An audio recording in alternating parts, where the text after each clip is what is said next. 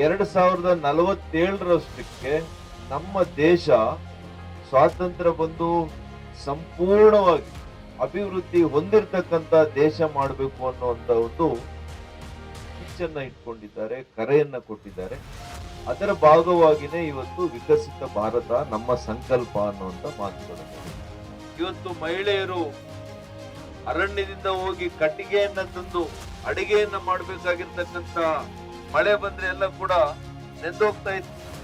ಆ ಹಸಿ ಕಟ್ಟಿಗೆಯಲ್ಲಿ ಕೂಡ ಅಡಿಗೆ ಮಾಡುವಂತಹ ಕಷ್ಟದ ಪರಿಸ್ಥಿತಿಯ ಆ ಹೆಣ್ಣು ಮಕ್ಕಳ ಕಷ್ಟವನ್ನ ಯಾವ ಪ್ರಧಾನಮಂತ್ರಿಗಳು ಇರಲಿ, ಯಾವ ನಾಯಕರು ಕೂಡ ಹಿಂದೆ ಆಲೋಚನೆ ಮಾಡಿರ್ಲಿ.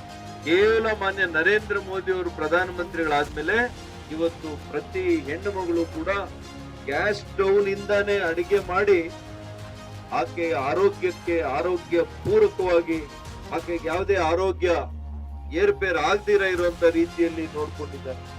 ಈ ಯೋಜನೆಗಳ ಬಗ್ಗೆ ಪ್ರತಿಯೊಬ್ಬ ರೈತನಿಗೂ ಪ್ರತಿಯೊಬ್ಬ ಬಡವರಿಗೂ ಕೂಡ ನಿಮಗೆ ಗಮನದಲ್ಲಿರಬೇಕು, ನಿಮ್ಮ ಅರಿವಿನಲ್ಲಿರಬೇಕು ಅಂತೇಳಿ ಈ ಒಂದು ವಿಕಸಿತ ಭಾರತ ನಮ್ಮ ಸಂಕಲ್ಪ ಅಂತೇಳಿ ಈ ಒಂದು ಯೋಜನೆಯನ್ನ ಇವತ್ತು ಕಾರ್ಯಾರಂಭ ಮಾಡಿದ್ದಾರೆ.